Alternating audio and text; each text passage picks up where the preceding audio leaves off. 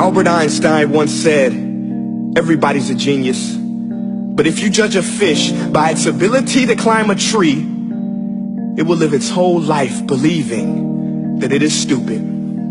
Ladies and gentlemen of the jury, today on trial we have modern day schooling. Glad you could come. Not only does he make fish climb trees, but also makes them climb down and do a 10-mile run. Tell me, school, are you proud of the things you've done?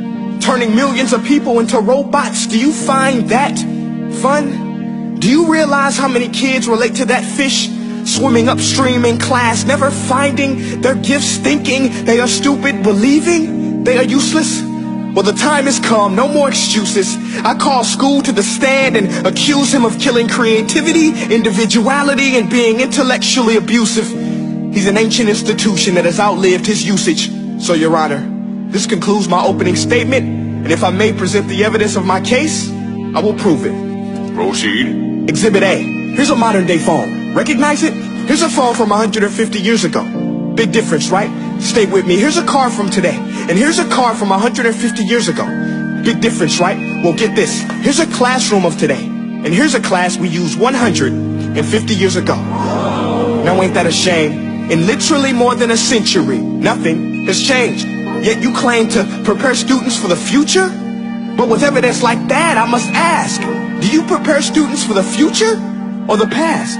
I did a background check on you and let the record show that you were made to train people to work in factories, which explains why you put students in straight rows, nice and neat, tell them sit still, raise your hand if you want to speak, give them a short break to eat, and for 8 hours a day tell them what to think. Oh, and make them compete to get an A letter which determines product quality, hence grade A of meat. I get it. Back then, times were different. We all have a past. I myself am no Gandhi. But today, we don't need to make robot zombies. The world has progressed. And now we need people who think creatively, innovatively, critically, independently, with the ability to connect. See, every scientist will tell you that no two brains are the same. And every parent with 2 or more children will confirm that claim.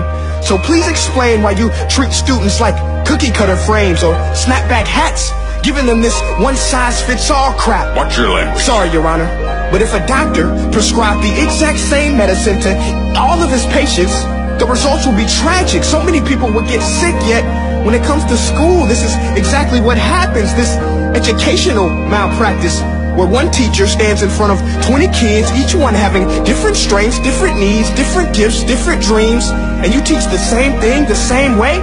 That's horrific. Ladies and gentlemen, the defendant should not be acquitted. This may be one of the worst criminal offenses ever to be committed. And let's mention the way you treat your employees. Objection. Overruled. I want to hear this. It's a shame. I mean, teachers have the most important job on the planet, yet they're underpaid? No wonder so many students are short-changed. Let's be honest. Teachers should earn just as much as doctors, because a doctor can do heart surgery and save the life of a kid. But a great teacher can reach the heart of that kid and allow him to truly live. See, teachers are heroes that often get blamed, but they're not the problem. They work in a system without many options or rights. Curriculums are created by policymakers, most of which have never taught a day in their life. Just obsessed with standardized tests. They think bubbling in a multiple choice question will determine success. That's outlandish. In fact, these tests are too cruel to be used and should be abandoned, but don't take my word for it. Take Frederick J. Kelly, the man who invented standardized testing, who said, and I quote, "These tests are too cruel to be used and should be abandoned." Ladies and gentlemen of the jury, if we continue down this road, the results will be lethal. I don't have much faith in school, but I do have faith in people. And if we can customize healthcare, cars, and Facebook pages, then it is our duty to do the same for education, to upgrade it, change it, do away with school spirit, because that's useless. Unless we're working to bring the spirit out of each and every student, that should be our task. No more Common Core. Instead, let's reach the core of every heart in every class. Sure, math is important, but no more than art or dance. Let's give every gift an equal chance. I know this sounds like a dream, but countries like Finland are doing impressive things. They have shorter school days, teachers make a decent wage, homework is non-existent, and they focus on collaboration. instead of competition. But here's the kicker, boys and girls. Their educational system outperforms every other country in the world. Other places like Singapore are succeeding rapidly. Schools like Montessori, programs like Khan Academy, there is no single solution. But let's get moving, because while students may be 20% of our population, they are 100% of our future. So let's attend to their dreams, and there's no telling what we can achieve. This is a world in which I believe, a world where fish are no longer forced to climb trees. I rest my case.